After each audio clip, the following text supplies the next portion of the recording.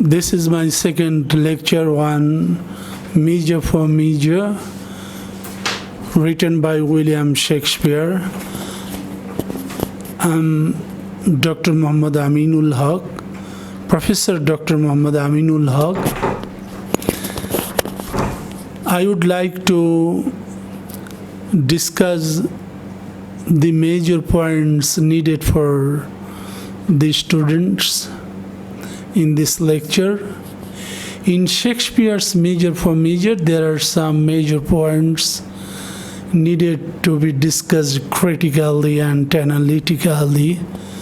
The points are as follows: elements of a problem play, biblical influences on the playwright, inconsistencies, comic scenes, and the Duke not a godlike figure, but a benign presence. Now, we would like to discuss these points very vividly. First point I would like to develop, the point is related to a problem play. That is, Measure for Measure is a problem play. Now I would like to discuss it. Measure for Measure is no doubt a problem play. The problem plays coincide with the middle period of Shakespeare, in which the great tragedies like Hamlet, Othello, King Lear, and Macbeth were written. The theory has been applied here that Shakespeare wanted to move out of gaiety of his early work into a more sombre drama or sober drama. The plays are sometimes labeled to tragicomedy, but these are certain feats. These are certainly feats as the problem comedies. It warns death, but it brings some near to it, which is enough to make a comedy. Critics identified in this play a strong sense of cynicism, despair, and disgust at life. Here in Measure for Measure, we find the Duke's nihilistic speech and his contemptuous reprimand to Pompey. So it is a problem play. So a problem play that is related to sombre elements, and the play are sometimes labeled to tragicomedy, but comedy's element predominates in it, and it is related to the sense of despair, cynicism, and disgust at life. So here, Measure for Measure is no exception to this. So Measure for Measure is a problem play. Now, I would like to discuss the biblical influences. During the period of Shakespeare, the writer used the biblical references in order to develop their writing. And so we may say that the biblical influences predominate in the writing of Shakespeare also. And no other Shakespearean play is so strongly rooted in biblical references or influences as measure for measure. So in measure for measure, the biblical influences are prevalent in measure for measure. The play is concerned with Christ's sermon on the Mount. The title of the play comes from this source. There is an irony in the play that Angelo wants to purify the society of Vienna, but he himself is involved in amorous feeling and sexual desire later. There are 3 New Testament sermons at least evoked from the Sermon on the Mount. So the play is replete with the biblical influences and references. Inconsistencies of the play. No other play of Shakespeare contains so many so many inconsistencies as Measure for Measure does. That is, in Measure for Measure, a lot of inconsistencies dominate in Measure for Measure, and it is greater than any other play of Shakespeare. Firstly, the Duke sues Angelo, violating the rule of seniority, and so Aeschylus is deprived of his seniority. So it is one of the point of inconsistencies, because the Duke violates the seniority. Aeschylus was senior to Angelo, but the Duke makes Angelo his deputy in absence. The Duke violates the order of seniority. So it is one of the point of inconsistency.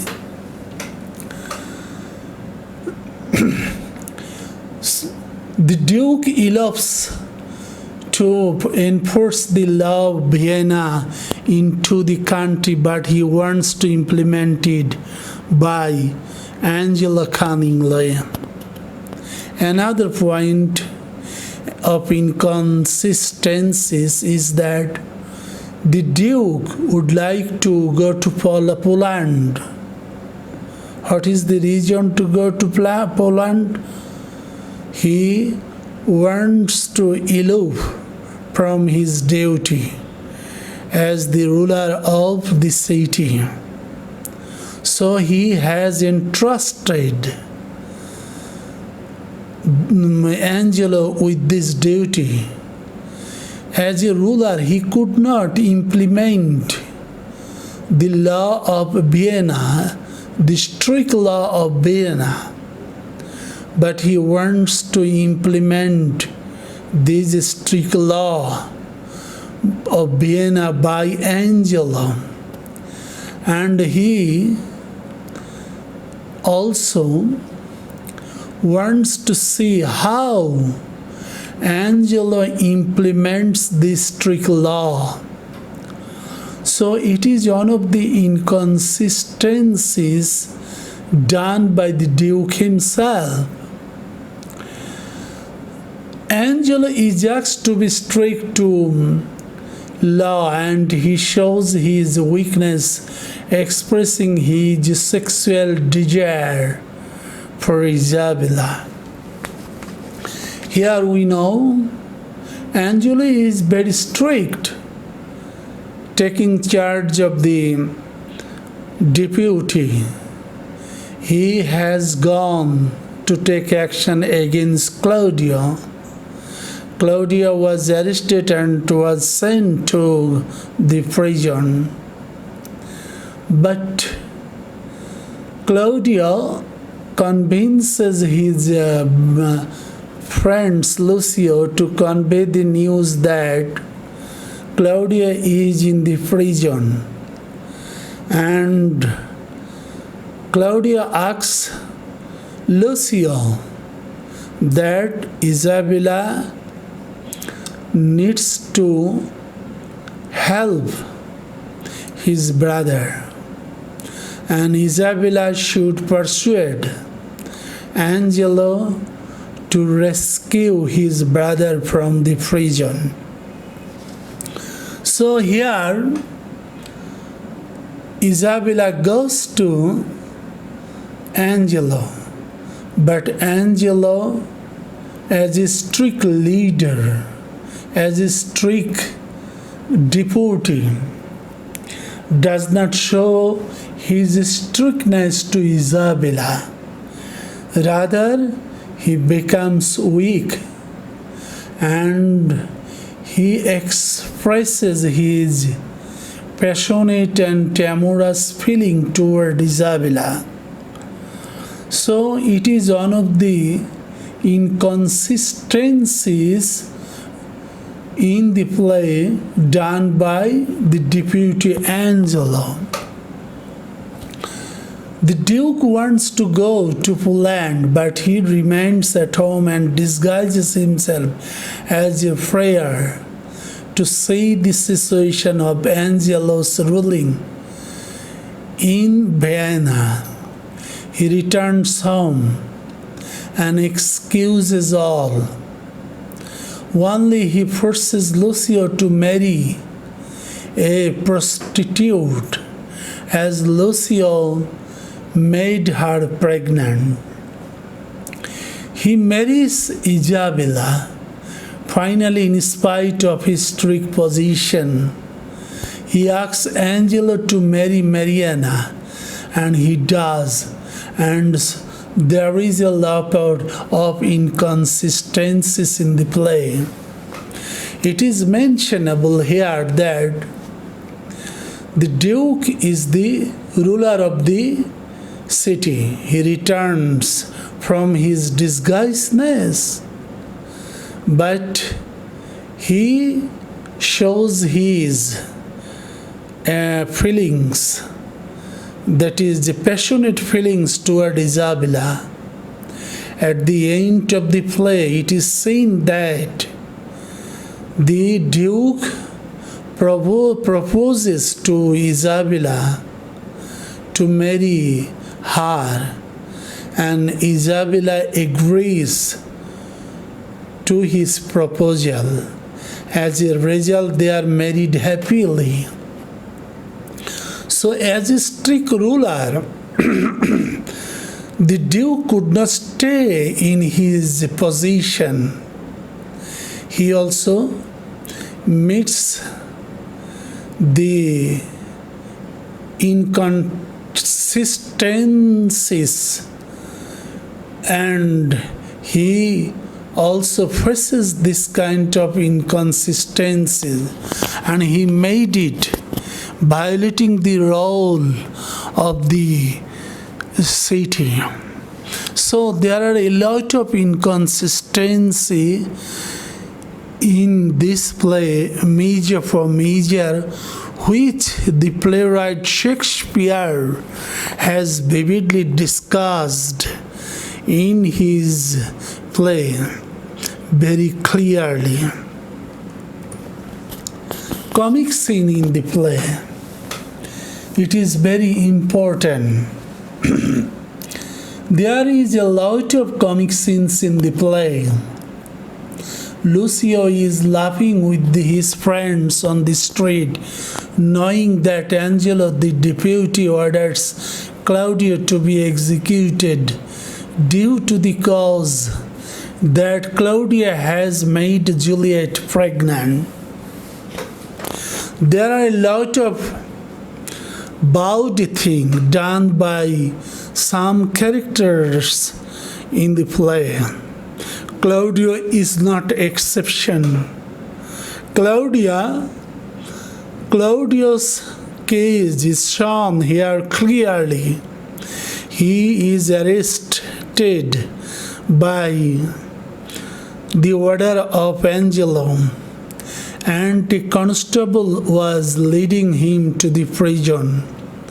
On the way to the prison, Claudio met Lucio, his brother, his friend, and Claudio tells Lucio on this street that Lucio will go to Isabella to convey his plight to Isabella. Here, many characters make love toward the comic scene, and here it is not exception to this play. Claudio is taken to the prison, and people are laughing as Lucio and his friends are laughing, listening to the news that due to the cause of Claudius making pregnant to Juliet, that Juliet is now pregnant, so Lucio and his other friends are making laugh. But Claudio conveys his plight to Lucio, and Lucio takes responsibility to convey Claudio's plight or case or conditions to Claudio's sister Isabella. But it is mockery that as Angelo's sexual desire arouses seeing Isabella a beautiful lady. That is, Isabella takes responsibility to convince Angelo that her brother Claudius should be pardoned. But when Isabella meets Angelo become amorous, become passionate toward Isabella, and he asks Isabella to return to him next day.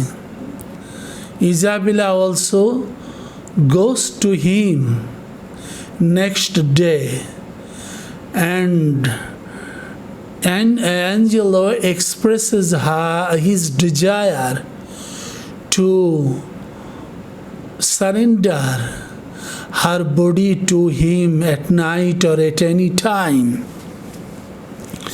Then Isabella became very furious and became angry, and she wants to denounce him at public place or publicly.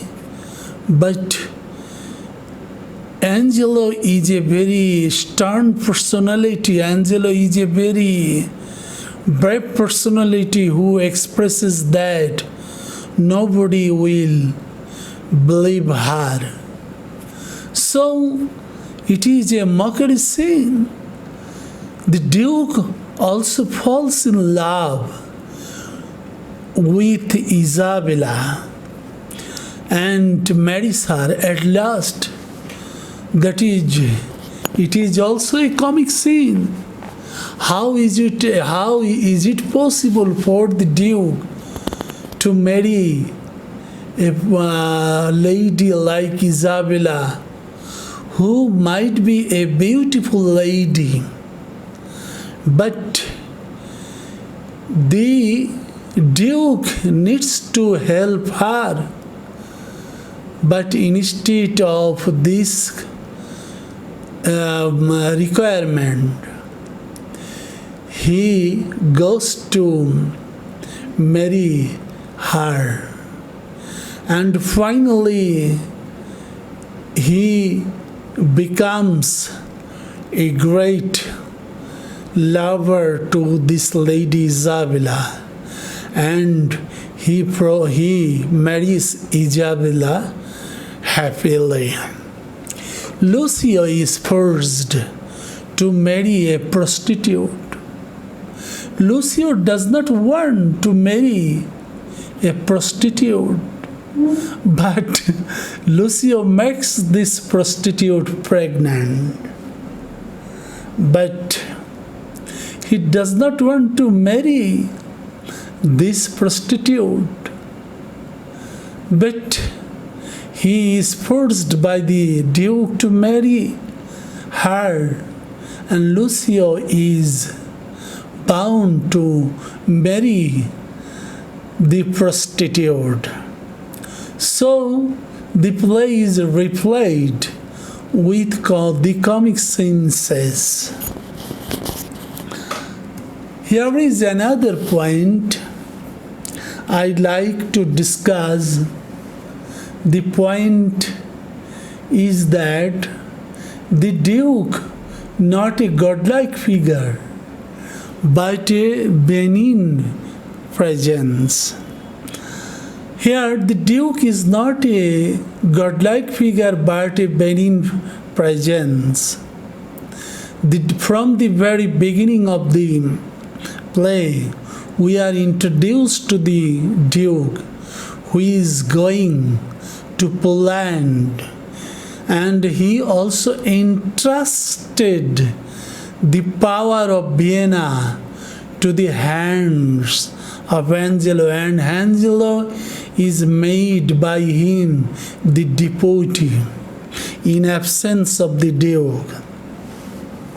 He is a kind-hearted and gentle man who does not like to enforce law on any one of the state or of the city. That is, the Duke is a kind-hearted man. He is a benign personality who expresses his sympathy toward the people of his country or state or city.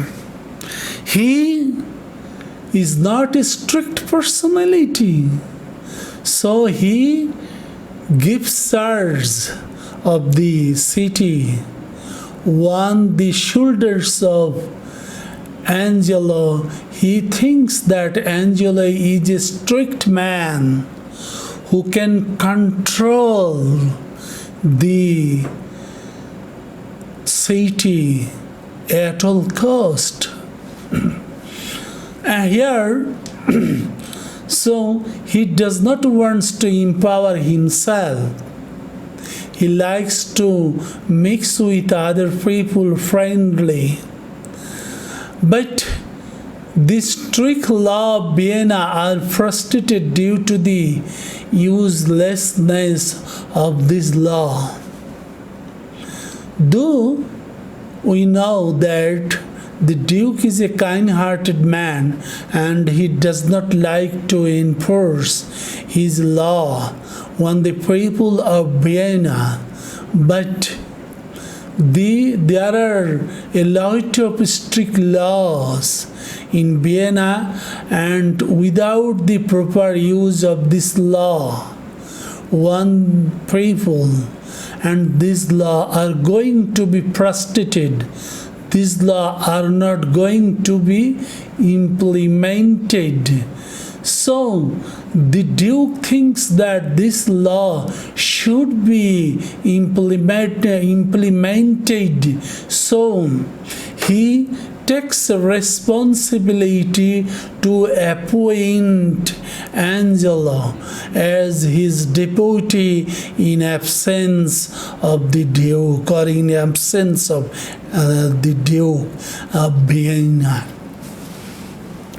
And here, so he makes Angelo, his deputy, and hides in the dukedom to see the situation. He sees everything disguised as a prayer. That is, we find that the Duke wants to see how Angelo is going to implement the strict law of the city, and he is determined to see the that is activities, and he likes to see how Angelo is going to implement the strict law of Vienna. So in this condition, Angelo is appointed as deputy in absence of the Duke. Finally, he exposes himself, that is, the Duke wants to see the activities of Angelo as a friar, disguising himself as a friar. Finally, he exposes himself as the Duke of Vienna when Lucio puts off his disguised attire dress. Attire means dress. He excuses all and marries Isabella. Everyone is happy except Lucio, because he is enforced to marry a prostitute as Lucio made her pregnant. So the Duke is not a godlike figure but a benign presence in the play, The Tempest. So the Duke is a very kind man, and he is not a godlike figure. He loves every citizen of Vienna, and finally he also loves Isabella. And so we may come to the point of conclusion that the Duke is not a godlike figure but a benign presence in the play The Tempest.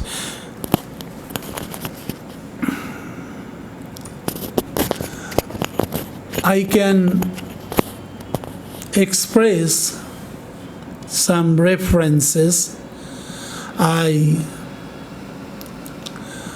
underwent, or I read these books or references. That is Mark Lely, 1986, Measure for Measure by William Shakespeare, and it is published by Macmillan.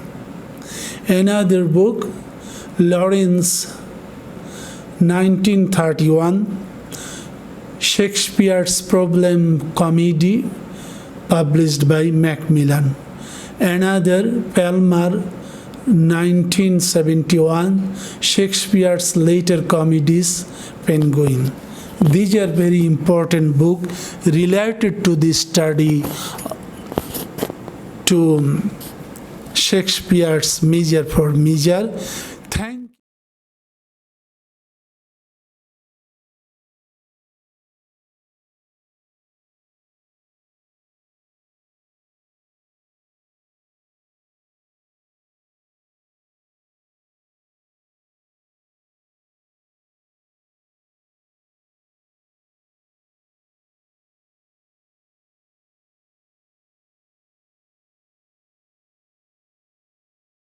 Thank you all.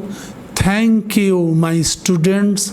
I express my gratitude to you, and you study well and try to do your good result, because the good result depends on your study. You always study whenever you get your time, and I think you will do good in your examination. Finally, I hope that you will shine in life, you will that is prosper in life, and you will also attain good result in your examination. Thank you all.